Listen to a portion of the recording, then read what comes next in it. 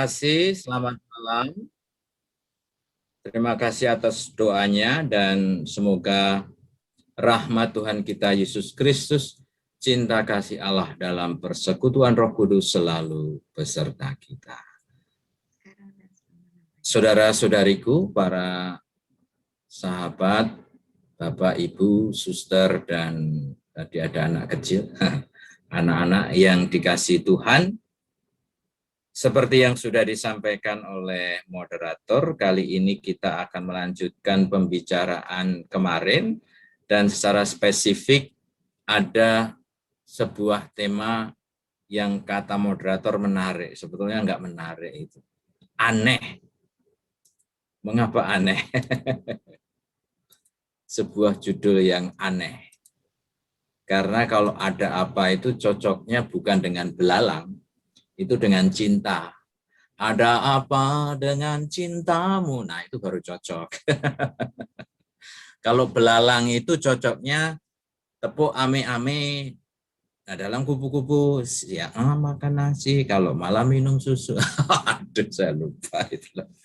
Oke, anyway, ada apa dengan belalang? Saya tambahi. Ada apa dengan belalang dan madu hutan? Tentu saudara-saudari sudah mulai menebak nih arahnya mau kemana. Sebetulnya saya mau bicara apa. Nah, ini dia maksud saya. Jadi berbicara mengenai belalang atau dan madu hutan yang menjadi makanan sehari-hari Yohanes Pembaptis, saya hendak berbicara mengenai lifestyle, gaya hidup Yohanes Pembaptis. Kalau kemarin kita belajar dari Yohanes Pembaptis tentang misi Yohanes Pembaptis itu apa saja, yang menjadi tujuannya apa saja, sedangkan kali ini kita diundang untuk belajar dari gaya hidupnya, dari caranya bagaimana mensikapi hidupnya sehari-hari termasuk dalam berelasi dengan orang-orang di sekitarnya. Kemudian besok pada puncaknya kita akan berbicara mengenai bagaimana Yohanes Pembaptis berelasi dengan Tuhan Yesus. Apa koneksinya, apa kaitannya dengan Tuhan Yesus. Itu pada puncaknya. Nah, mari kita sekarang fokus kepada gaya hidup atau lifestyle Yohanes Pembaptis. Yang pertama yang menarik dan semoga menginspirasi kita adalah Yohanes Pembaptis itu adalah tipe orang yang selalu memberi perubahan, menginspirasi. Kehadirannya mengubah. Dan yang menarik, ini yang sangat menarik, dia mengubah situasi bukan hanya ketika dia sudah mulai aktif berkarya. Begitu lahir di dunia, sudah membuat kehebohan para tetangganya. Yaitu ketika dia lahir, umur 8 hari, kemudian diberi ketika akan ada upacara atau tradisi orang Yahudi untuk diberi nama, semua tetangga menyangka atau berharap akan diberi nama sesuai dengan bapaknya karena tradisi paternalistik, akan diberi nama Zakaria, tetapi Elizabeth mengusulkan diberi nama Yohanes. Dan ketika Zakaria menyetujui namanya Yohanes, tiba-tiba kebisuan dia. Ketika dulu awal-awal Elizabeth mau hamil dia tidak percaya, terus bisu, sekarang dilepaskan lidahnya, ikatan lidahnya sehingga dia bisa berbicara lagi. Sebuah miracle terjadi. Maka kata-kata di sini, menjadi apakah anak ini nanti? Jadi memang luar biasa. Kelahiran Yohanes Pembaptis menghebohkan tetangganya karena ia memberikan perubahan yang signifikan dalam diri Zakaria dan Elizabeth. Jika kehadiran dan kelahiran kita tidak membawa perubahan yang signifikan, berarti kondisi kita masih seperti Zakaria sebelum kelahiran Yohanes Pembaptis. yang setengah percaya sehingga diberi ujian oleh Tuhan dengan dibisukan terlebih dahulu. Nah, maka setiap kali kita dalam anggota keluarga kita ada bayi atau ada kelahiran baru, semestinya membawa sukacita. At least ada sukacita, ada kebahagiaan. Nah, itu yang pertama dan utama setiap dari kita, saya yakin. Dari meskipun keluarga kita tidak sempurna, tetapi ketika kita lahir pasti membawa sukacita. Yang pertama. Yang kedua, Yohanes Pembaptis mempunyai gaya hidup sederhana. Nah, ini yang sesuai dengan judulnya. Ada apa dengan belalang? Disinilah maksud saya. Yohanes memakai jubah bulu onta dan ikat pinggang kulit, dan makanannya belalang dan madu hutan. Maka datanglah kepadanya penduduk dari Yerusalem, dari seluruh Yudea, dan dari seluruh daerah sekitar Yordan. Jadi teman-teman, gaya hidup Yohanes Pembaptis ini menyimbolkan kesederhanaan dan mati rasa. Jubah bulu onta adalah kain yang kasar, sedangkan belalang dan madu hutan adalah makanan orang-orang miskin waktu itu. Meskipun ia adalah sosok yang terkenal dan dapat dengan mudah memuaskan keinginan pribadinya dari pengajarannya, namun Yohanes Pembaptis memilih untuk hidup miskin sebagai bentuk solidaritas terhadap mereka yang miskin, sekaligus kritikannya terhadap orang-orang yang rakus akan harta dunia. Teman-teman, bagi saya, gaya hidup Yohanes Pembaptis ini bukan hanya mengkritik orang-orang kaya yang rakus, tetapi juga menjadi kritikan yang sangat menarik, menantang untuk para pastor, di mana kadang-kadang kita menemukan juga pastor yang bergaya tidak sederhana.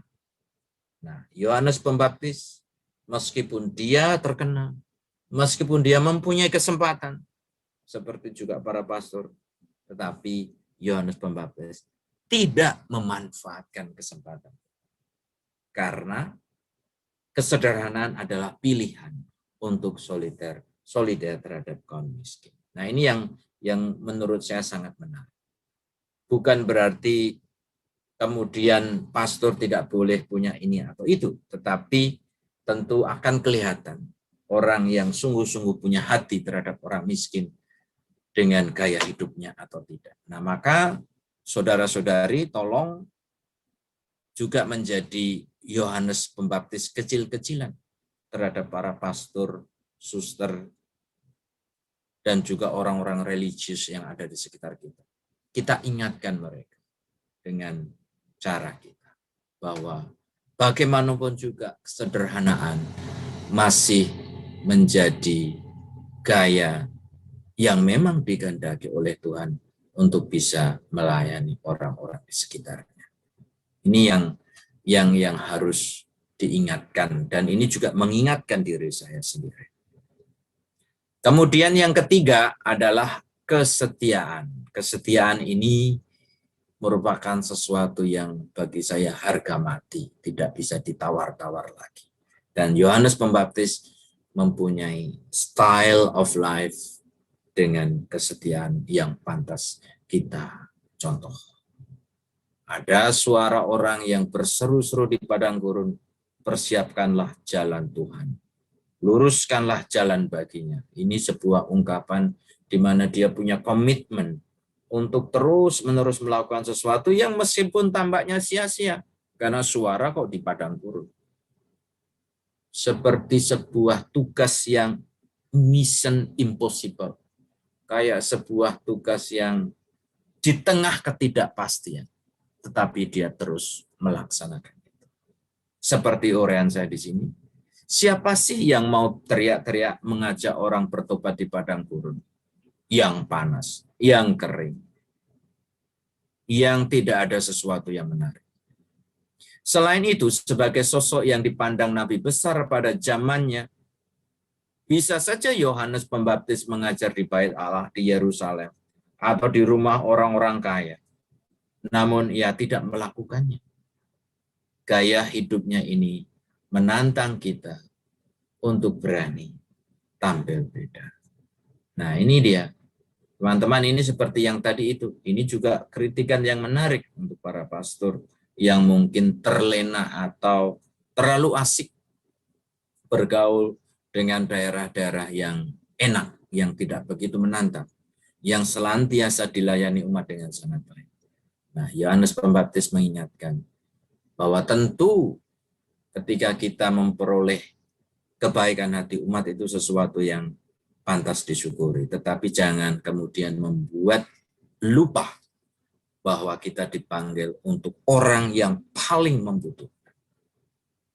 Nah, inilah yang telah dicontohkan dengan kesetiaannya oleh Yohanes Pembaptis. Selanjutnya, gaya selanjutnya adalah mati raga. Mati raga itu adalah berpuasa, mempunyai komitmen berpantang dan puasa, hidup prihatin. Nah, inilah yang dicontohkan oleh Yohanes Pembaptis. Kutipannya di sini, karena Yohanes datang, ia tidak makan dan tidak minum. Dan mereka berkata, ia kerasukan setan. Kemudian anak manusia datang, ia makan dan minum, dan mereka berkata, lihatlah, ia seorang pelahap dan peminum. Sahabat pemungut juga orang berdosa, tetapi hikmat Allah dibenarkan oleh perbuatannya. Sebetulnya kutipan ini bisa juga kita sampaikan besok, karena di sini juga menyinggung tentang Yesus. Jadi, Yohanes Pembaptis dan Tuhan Yesus itu serba salah, maju kena, mundur kena. Memang keinginan umat bangsa Israel maksudnya itu seperti anak kecil. Ya. Misalnya Yohanes Pembaptis punya gaya seperti ini, disalahin. Terus ada nabi lain punya gaya yang lain, disalahin. Jadi kemauannya apa? Nah, itu bisa besok kita gali. Tetapi kembali di sini, tanpa mau mempertentangkan dengan gaya hidup Yesus, tetapi pilihan Yohanes Pembaptis itu pantas kita hargai sebagai jalan untuk sampai kepada Tuhan. Atau kalau mau kita sebutkan di sini, mengapa gaya Yohanes Pembaptis dan Yesus kok berbeda? Apakah mereka bertentangan satu dengan yang lainnya? Tidak. Karena apa? Justru kedua gaya itu menunjukkan sebuah esensi mati raga atau pantang dan puasa. Yohanes menekankan pantang dan puasa karena pantang dan puasa artinya adalah pertobatan. Mempersiapkan diri untuk sampai kepada Tuhan Yesus. Lalu mengapa Tuhan Yesus mengajarkan murid-muridnya untuk tidak berpuasa ketika mereka hidup bersama? Makan dan minum ketika diundang oleh orang-orang berdosa. Karena Tuhan Yesus ingin menegaskan bahwa makna puasa adalah pertobatan atau persiapan untuk berjumpa dengan Tuhan Yesus. Nah, mereka kan sedang bersama Yesus. Maka tidak perlu puasa. Ini ingin menegaskan makna puasa yang sesungguhnya. Kamu bersama saya. Nanti ketika saya sudah pergi, saatnya kalian puasa. Dan itu kita rasakan, yaitu Ekaristi. Dalam perayaan Ekaristi, kita semua makan tubuh Kristus. Tidak berpuasa, karena kita bersatu dengan Tuhan Yesus. Nah, setelahnya, bukan berarti kok Tuhan pergi, tetapi kan kenyataannya dalam hidup sehari-hari kita ini orang berdosa. Maka tetap butuh untuk mati raga. Maka undangan Yohanes Pembaptis ini tetap masih up to date bagi kita yang tidak sempurna ini. Yang masih saja jatuh dalam dosa. Mungkin juga dosa yang itu-itu saja. Tetapi dalam hal ini mati raga menjadi penting bagi kita. Maka teman-teman,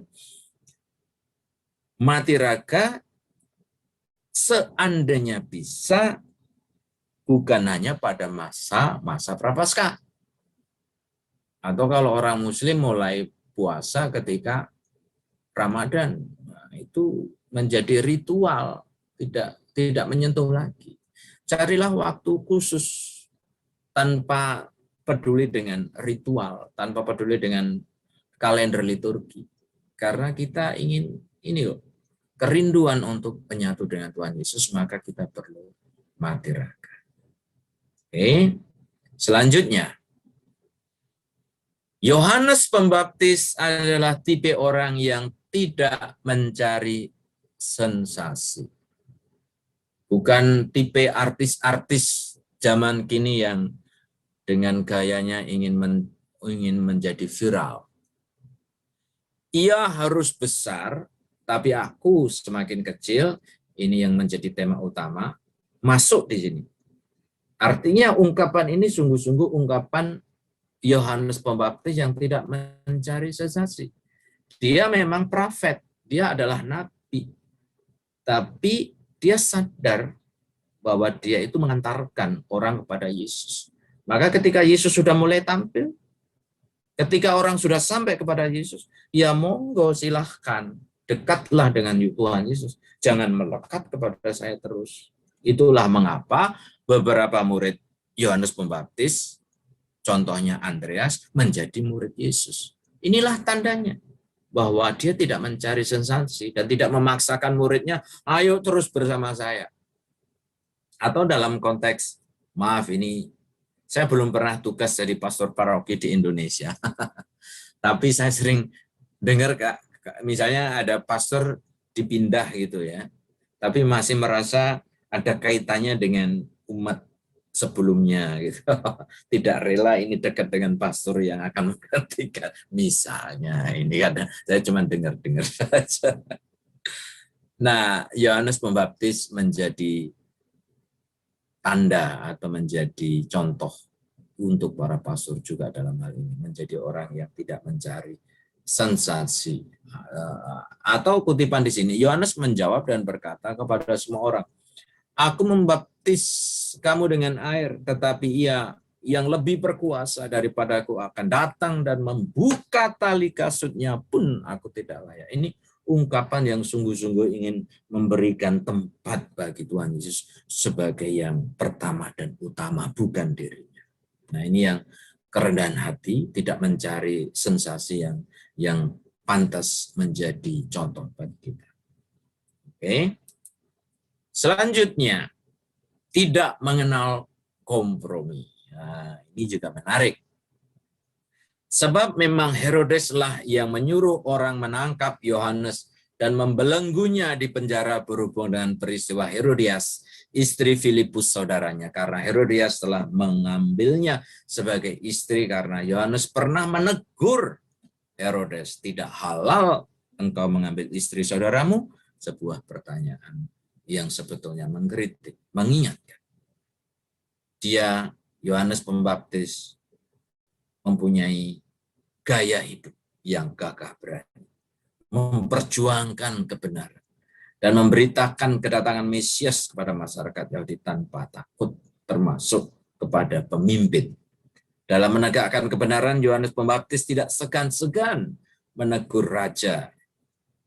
Keteladanan yang layak kita ikuti. Sikap Yohanes Pembaptis yang tegas, berani, dan tanpa kompromi mengatakan kebenaran meskipun risiko bisa merenggut nyawa alias mati terbunuh.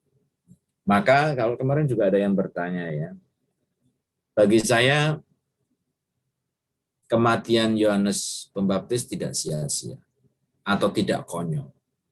Meskipun mungkin kita bisa ya, ada yang mengatakan kalau dia sedikit berkompromi, mungkin dia tidak akan dibunuh dan mungkin dia akan mempunyai kesempatan untuk melayani orang lagi. Gitu. Mungkin ada yang berandai-andai seperti itu. Tetapi kan memang ketika Yesus datang memang saatnya Tuhan Yesus yang tampil, maka bagi saya memang sudah saatnya dia semakin kecil. Bukan kok dia membiarkan dirinya dibunuh. Dibunuh itu adalah risiko dari sikapnya yang totalitas terhadap Tuhan. Memilih Tuhan daripada melacurkan dirinya atau mengorbankan komitmennya. Nah, ini contoh yang luar biasa. Selanjutnya, nah, tadi ada beberapa poin tentang gaya hidup. Nah, sekarang ada beberapa poin yang semoga ini menjadi inspirasi bagi kita, khususnya gaya hidupnya Yohanes Pembaptis dalam rangka kepemimpinan. Nah, kita semua tidak harus yang menjadi pengurus atau pemimpin. Kita semua adalah pemimpin, at least untuk diri kita sendiri. Maka kita bisa terapkan ini ketika kita memimpin diri kita sendiri atau orang-orang di sekitar kita. Jadi dari rangkuman kitab suci, kita bisa memperoleh beberapa poin tentang gaya kepemimpinan Yohanes Pembaptis. Pertama, kepimpinan Yohanes Pembaptis adalah kepemimpinan yang kristosentris. Kristosentris maksudnya adalah menempatkan Yesus Kristus sebagai yang sentral, yang utama. Meskipun dia pemimpin, tetapi dia mengajak orang, mengajak anggotanya, mengajak rakyatnya untuk fokusnya pada Kristus. Pola kepemimpinan yang menempatkan Kristus sebagai pusat dasar dan tujuan dari seluruh perannya sehingga dalam setiap aspek ia senantiasa mempermuliakan nama Kristus. Ciri utama kepemimpinan Kristus sentris menempatkan hati dan pikiran Kristus sebagai model dalam setiap kebijakan dan keputusan yang diambil. Nah, ini. Jadi teman-teman, kalau kita memperoleh atau dipercaya orang untuk menjadi pemimpin, semoga senantiasa kita sadar bahwa semestinya Kristuslah yang menjadi pemimpin kita yang utama. Kita tempatkan dan menjadi sumber inspirasi dalam apapun, termasuk dalam mengambil keputusan. Gaya kepemimpinan yang kedua tentunya adalah gaya rendah hati. Menghayati kehidupan pribadinya dengan nilai-nilai kemiskinan di hadapan Allah, sehingga ia tidak memiliki alasan sedikit pun untuk bermegah atau seluruh karya dan prestasi yang telah dicapainya. Nah, ini betul-betul juga menjadi peringatan untuk para pemimpin termasuk para pastor. Jangan kemudian merasa bangga ketika bisa membangun gereja, terus merasa, tanpa saya gereja ini tidak akan terbangun, tanpa saya umat ini tidak akan mampu berbuat ini, berbuat itu. Kalau sudah jatuh dalam kesombongan rohani seperti itu, tentu ini tanda-tanda bahwa Yohanes Pembaptis semangatnya belum dihidupi oleh orang-orang tersebut. Kemudian, gaya yang ketiga adalah berkarisma. Memiliki kewibawaan ilahi sehingga ucapan dan tindakan yang dilakukan menimbulkan daya tarik, pengaruh dan kesan yang mendalam bagi orang-orang di sekitarnya. Karisma atau kekuatan atau pengaruh kepribadian lahir dari batin yang dipenuhi oleh Roh Allah, sehingga kewibawaannya menimbulkan sikap hormat dan penghargaan dari para penganutnya. Nah, konkretnya gini, gimana sih supaya suara kita, khotbah kita, kata-kata kita itu penuh wibawa atau punya karisma? Kalau karisma, menurut saya sih itu anugerah Tuhan lah. Jadi sudah memang ada orang-orang tertentu yang memang dianugerahi Tuhan untuk berkarisma. Tapi saya sedikit mengubah wibawa lah. Gimana supaya suara kita itu penuh wibawa?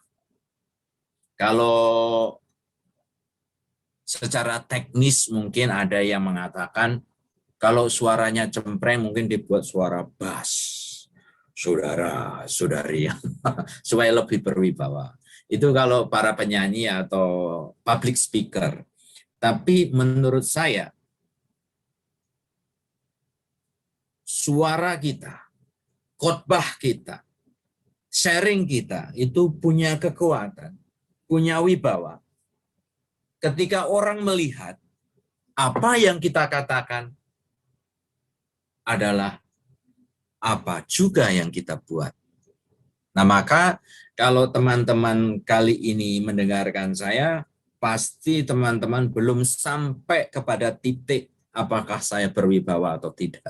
Karena tidak ada yang tahu apakah saya itu cuma ngomong doang atau juga saya menjalani dalam kehidupan sehari-hari. Karena tidak mengenal saya. Tetapi kalau di parokinya masing-masing melihat pastor parokinya, nah bisa melihat khotbah yang baik itu bukan khotbah yang singkat atau khotbah yang to the point, tidak bertele-tele. Tapi bagi saya khotbah yang berbobot adalah khotbah yang keluar dari mulut tapi juga dari tindakan.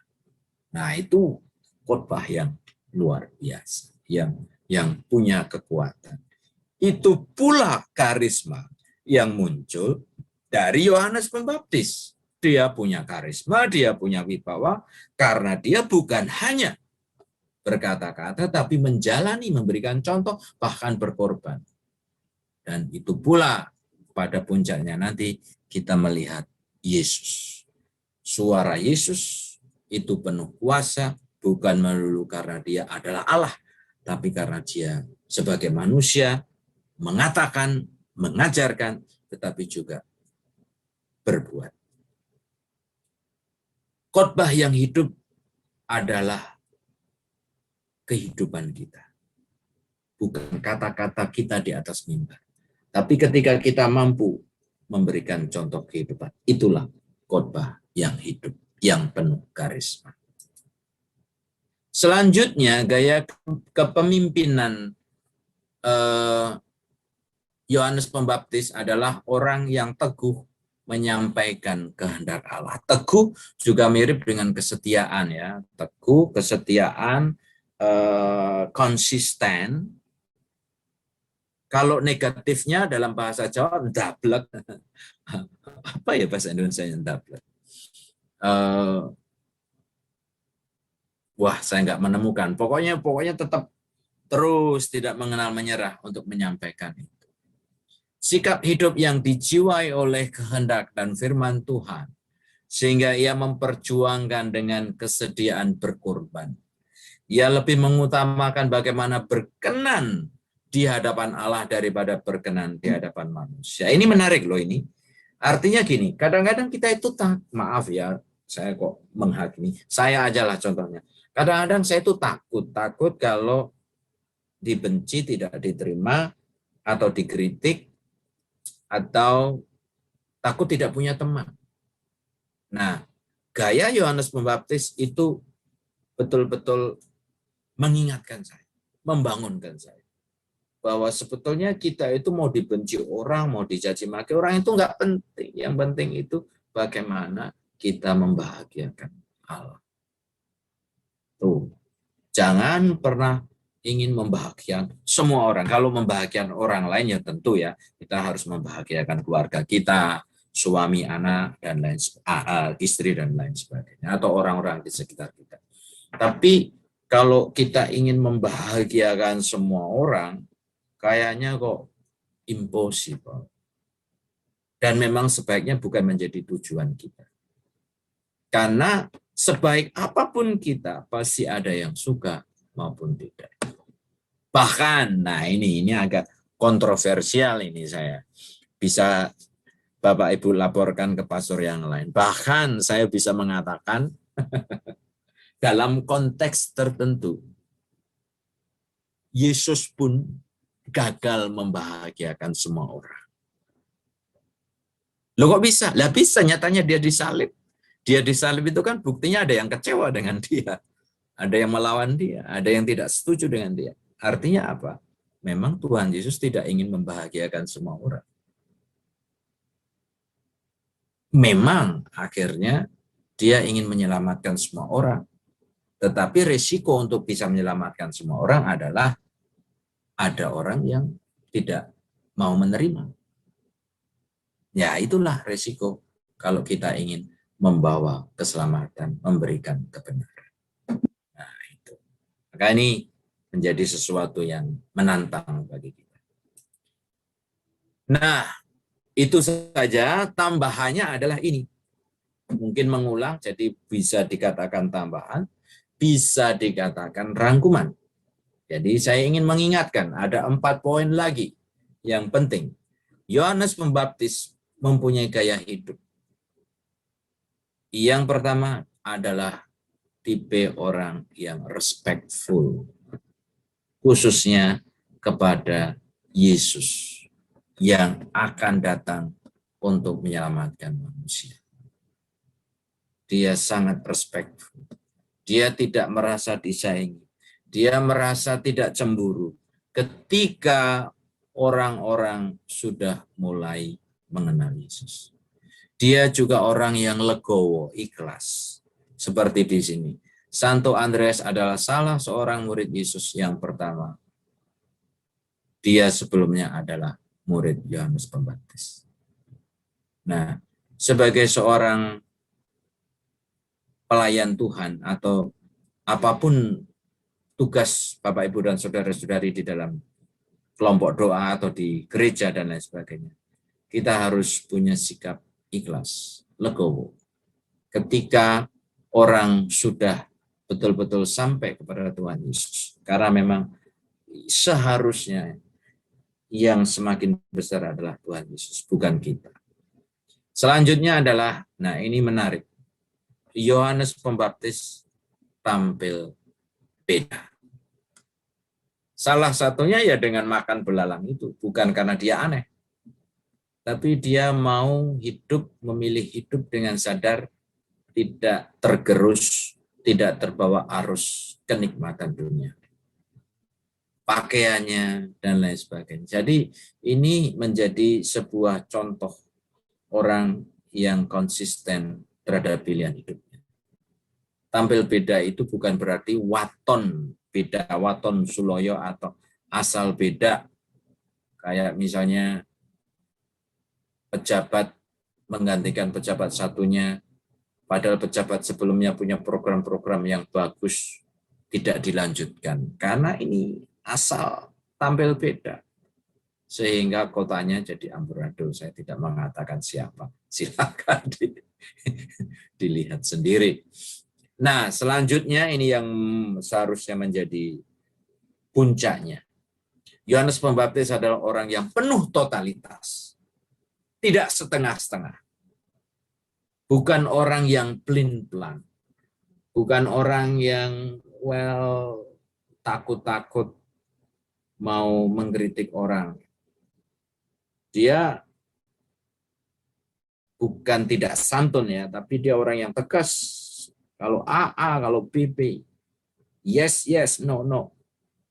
Demi menegakkan atau demi menyampaikan kebenaran. Ini yang menurut saya menjadi sebuah tantangan bagi kita semua. Jadi teman-teman, ini yang bisa saya sampaikan, beberapa gaya hidup Yohanes Pembaptis. Mungkin Bapak Ibu juga menemukan sendiri ada gaya yang unik dari Yohanes Pembaptis yang barangkali menginspirasi kita. Tentu kita tidak harus mencontoh semuanya ya, misalnya tiba-tiba tampil dengan pakaian jubah compang-camping. Enggak, kita diundang untuk menjadi diri kita sendiri. Jangan menjadi Yohanes Pembaptis, tetapi hiduplah sebagai diri sendiri, tetapi diinspirasi oleh beberapa poin hidup Yohanes Pembaptis. Itu yang dikehendaki oleh Tuhan. Terima kasih.